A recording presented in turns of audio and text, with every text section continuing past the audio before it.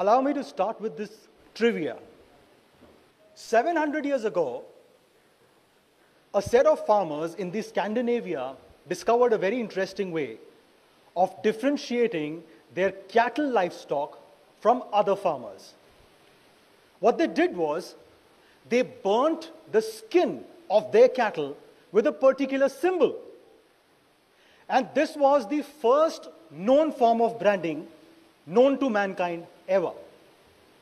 In fact, the word brand literally means to burn in a North German language. And as we know the word today, branding, 700 years hence.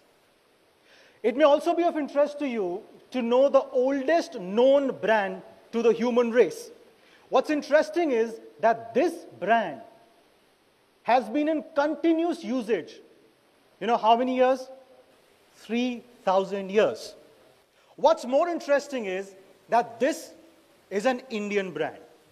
Unless you've already guessed it, the brand's name is Chyawanprash. Yes, ladies and gentlemen, make no mistake, this is not a product name. This is a brand name.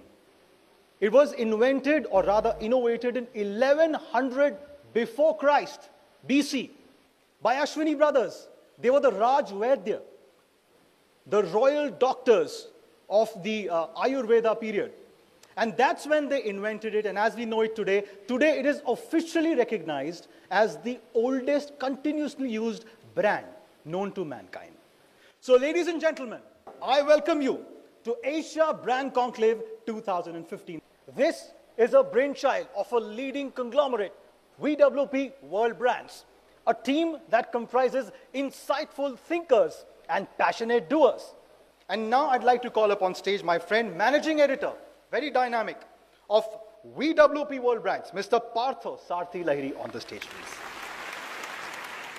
A very good evening. So it's about time for Asia, Brand Asia, to announce, to declare, move over world. India has the right, and Asia has a right too. IT and ITs are the staple, as a lot of global brands, a lot of global organizations setting up their manufacturing and remote processing centers here. Cheap labor, hard-working mindset, immense talent, and of course, a burning desire to succeed is making this part of the world sleepless.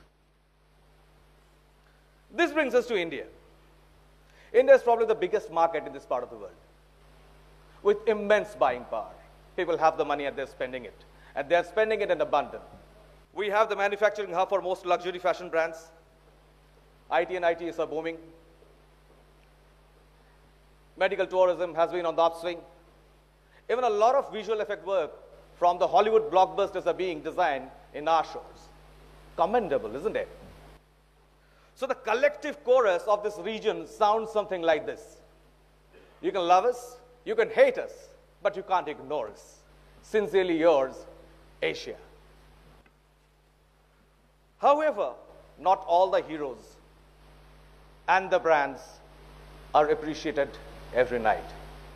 And this is where we come in. One of the few brand evaluation companies in the world, VWP World Brands, where merit prevails over everything else. Admired Brands of Asia and Admired Brands of India are a small initiative towards that direction. This platform has been specifically designed and conceptualized to celebrate the spirit of Brand Asia, particularly Southeastern Asian countries, UAE, and India. So without wasting any further time, ladies and gentlemen, let's join hands to celebrate the spirit of Brand India, Brand Asia, and some phenomenal leadership behind it tonight. Thank you so much. Ladies and gentlemen, I'd like to welcome our guest of honor, Sri Ram Jethmalani ji, who's here with us. With a big applause, sir, we thank you for coming over and we welcome you here at Asia Brand Conclave. I wish the world was a world of sport. Sport ultimately means fun, laughter, excitement. These are three qualities which really make life worth living. But is it the real state of the world? It is not. Today, instead of laughter, you find hatred. Instead of peace, you find terrorism. And instead of public service, you find corruption and greediness. Now, all these are things which the corporate world has to take care of. But what bothers me today more than anything else, that the corporate world really needs some kind of Darwinism in the practice of your business operations. I am one of those who believes that there should be the Adam Smith's free market. There should be the invisible hand of the free market rather than the visible hand of the politician and the corrupt people who rule us. So my friends, I think you should apply your mind in this VWP of yours. I am very happy to be here with you, and thank you so much. I would now like to call upon stage Mr. Sandeep Marwa, Chairman and Managing Director, Marwa Film Studio. Thank you so much. Good evening, my Honorable Sir Jethmalani Sahab, distinguished guest, awardees. Well, I have not seen God, that's for sure. And when I checked with my parents, they said even they have not seen God. When I checked up with my grandparents, they said, oh, even we haven't seen God yet. And then I came to the conclusion that who's God? God, G-O-D, which means a hidden power, an energy which can generate, which can operate, and which can destroy. The best part is that Almighty, that hidden power, has given all those energies to every human being possible on earth, and He has given us a wonderful opportunity to use all that power to create, to be innovative, to do some discoveries, to do some inventions. And I'm very happy that today I'm sharing this wonderful movement with all those important people who have at least attained the first stage of being called God. You have done it. My heartiest congratulations to all those awardees today. Let me take this wonderful opportunity to extend my heartiest congratulations to all of you who are going to get your awards for the wonderful work, what you have contributed towards your own industry or towards social activities or towards actually creating a brand for yourself. Thank you very much.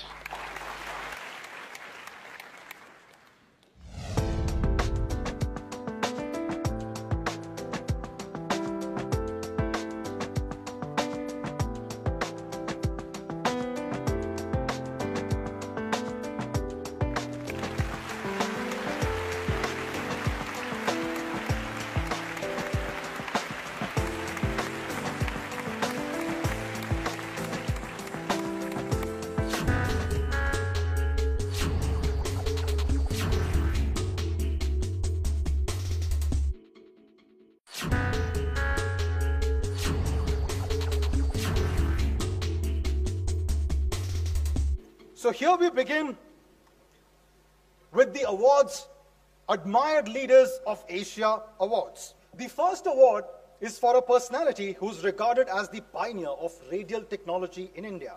He's a renowned leader in Indian tire industry. The first award goes to Dr. Raghupati Singhania.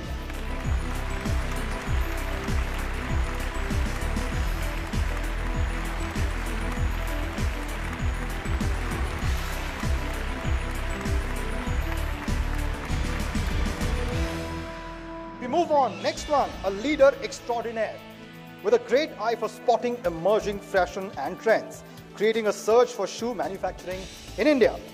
On the stage, please welcome Mr. Adesh Gupta, CEO, Liberty Shoes.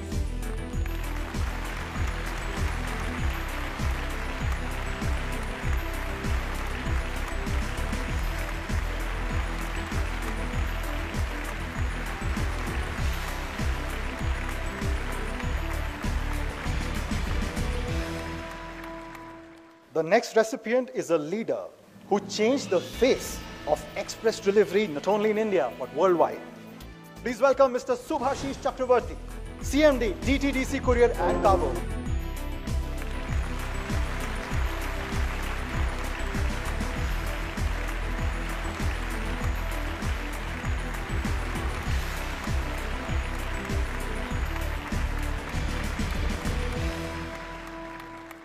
The next recipient is a champion of market conditions and consumer psyche. Please welcome on the stage Mr. Gautam Bali, Managing Director, Vestige Marketing.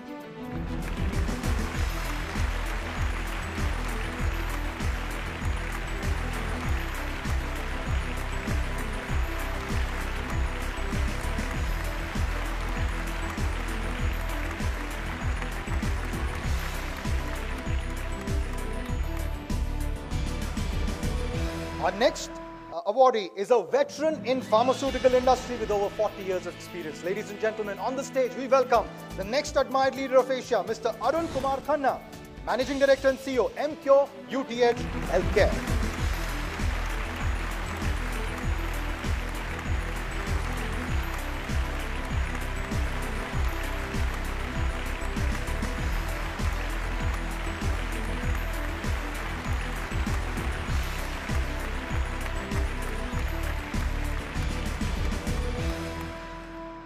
Our next recipient for Admired Leader of Asia is the man credited for setting the Mumbai skyline, Mr. Niranjan Hiranandani, Managing Director and Co-Founder, Hiranandani Developers from Mumbai. You're welcome on the stage.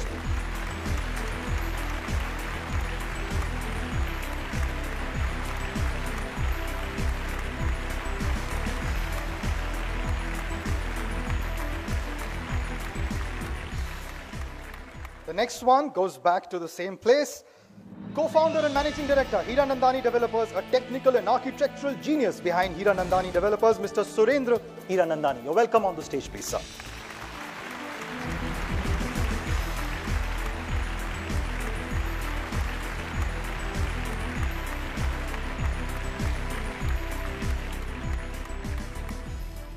A Padma Shri awardee and leader of the third biggest two-wheeler manufacturing company in India, Mr. Venu Srinivasan, Chairman and Managing Director, TVS Motors. Welcome on the stage, please.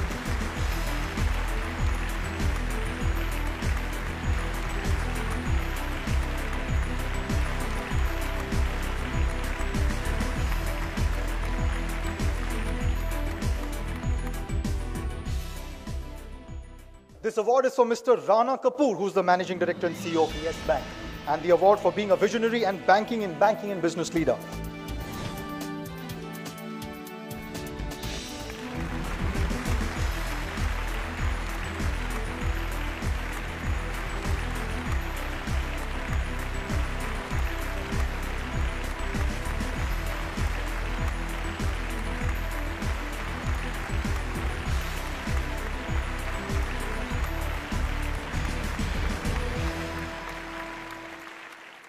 We move on to our next category of awards, and this is for Admired Leaders of India awards. Our next recipient for Admired Leaders of India is a dynamic personality, India's most charismatic speaker, as they say, and vibrant entrepreneur, Mr. Karan Chanana, CMD Amira Foods.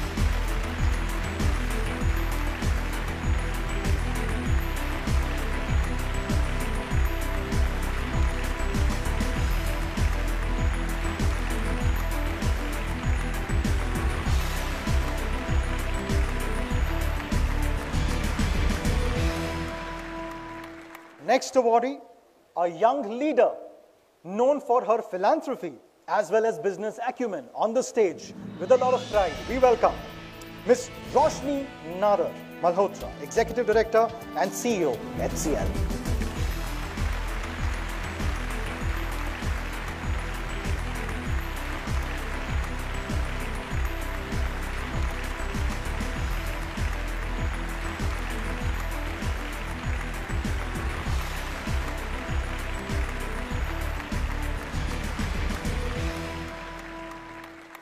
The next is a man with a mission to usher quality education. We welcome on stage from lovely professional university, Mr. Ashok Mittal, Chancellor of LPU.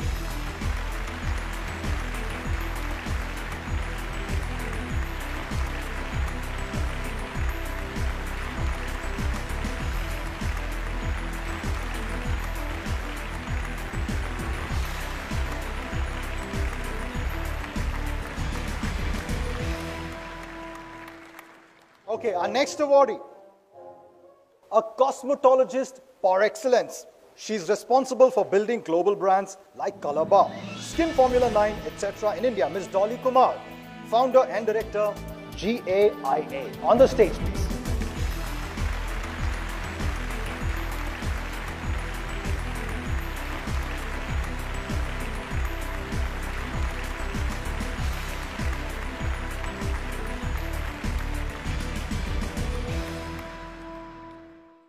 His strength is innovation, a very well-known builder in West of India. Mr. Moti Punjabi, Chairman, Rama Group. You're welcome on the stage.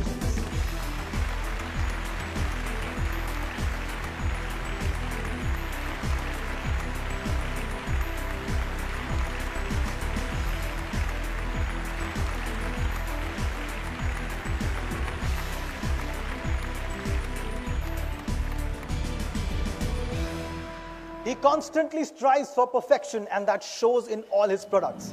On stage, please welcome Mr. Amit Gupta, Filex Systems.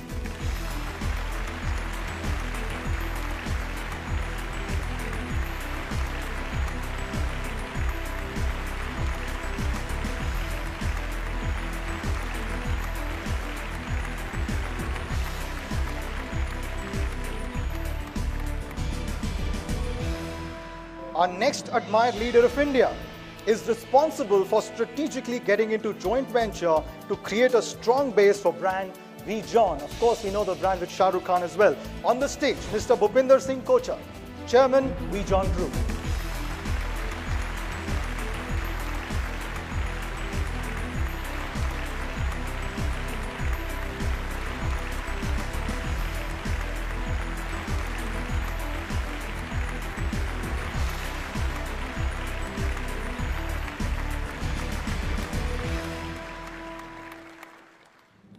A visionary, a dreamer, and a doer. Mr. Vivek Agarwal is the next recipient of Admired Leader of India Award, Managing Director, Crimson Club. You're welcome on the stage.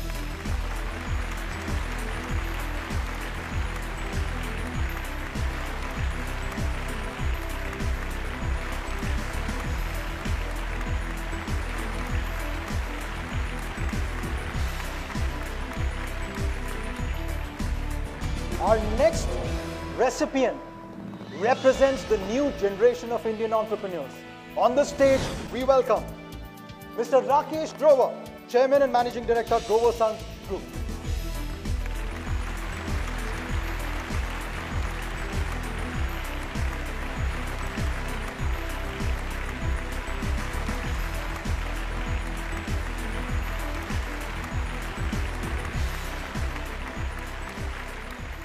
Congratulations. The next awardee is a first-generation entrepreneur and a respected name in air conditioning. Mr. Amarjeet Singh, CEO, Intech Group, on the stage.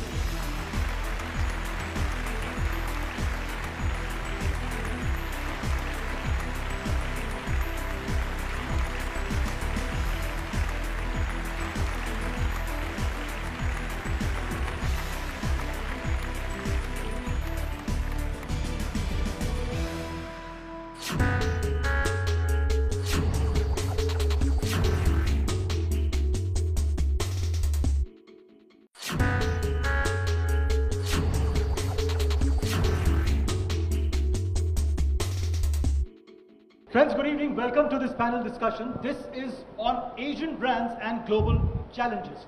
Now, before I set the discussion open, few interesting facts, as I'm so fond of. We all know Asia is the largest continent. Asia is also house to 60% of human race. About 4.1 billion people reside in Asia. Asia is the biggest economy in terms of purchasing power parity, and something more interesting. Out of the 10 tallest buildings in the world, 9 are in Asia.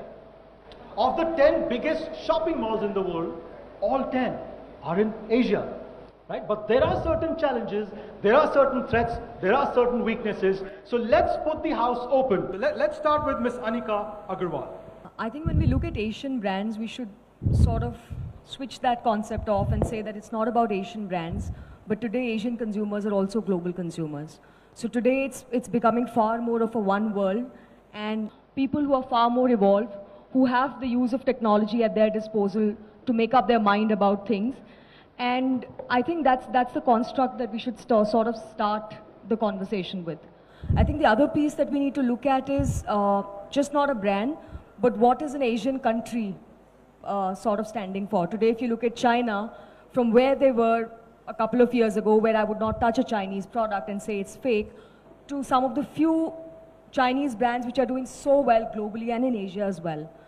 I think by and large, I would say the challenges, I think we started this seminar on a very nice note, and I think the three major challenges which still remains are to establish the brand value, establish the market connectedness, and of course innovation. I think these are the three driving forces which would really form the basis of brand building right across Asia. I think probably from my perspective, which is one of international media, the principal challenge is retaining trust, and from my perspective, the most intrinsic element to a brand is the service that you deliver, and the trust that the audience or the consumers place in your brand. Once that is questioned or jeopardized, then your brand equity is severely challenged, and certainly in the media industry, that's extremely important these days. Okay, Mr. Pankaj. Yeah, I would like to touch upon this point of purchase power parity that you shared. Very interestingly, this is a concept which is making Asia very powerful, and it used to be the biggest USP some 200-300 years back also, when it was like China and India were contributing almost to 2/3 of the world's export, and in fact India was called Sone ki Chidiya. And today the situation is that we are getting back on track again. But what is required is to have a global perspective, to have something where what Oliver said about building the trust around the brand, to create imagery. That is the most important thing, to create your imagery in such a way that you go to any part of the world, the same image is there, like the way that you have a single bottle of cold drink, which is Coke or Pepsi. So that's something which is a vision that our leaders need to be globalizing it, to invest something in the R&D, to ensure that our brand stands the same all over the world. I have this tiny 2-letter word that I'm a little fixated upon. It's the word in, as in made in India or made in China or made in Bhutan or Burma even. I think that's the wrong phrase to use in terms of figuring out what the challenge in front of a brand, regardless of country of origin, is concerned. Because I think what you're merely relegating it to is just the country of origin when you say made in India or made in China or made in wherever. As an example, if you think about it, Tommy Hilfiger is made in Tirupur, and we jokingly say TH stands for Tirupur Hosiery and not necessarily Tommy Hilfiger, right? But it's not the made in India, it is made in India. That's bringing the imagery and the pride and the brand value to that brand. But actually, if you replace that word in with another word, by, that's where the source of pride comes from. So it's made by America, right? And perhaps that's the core that maybe we want to pursue. And I think there's a lot of other variables that have been brought to the table, obviously. But more than trust even, maybe there's a certain pride that we need to inculcate in what we create as a brand that might actually make the world sit up and say, that's what I want. I think thank you so much. It was a wonderful session on Asian Brands Global Challenges.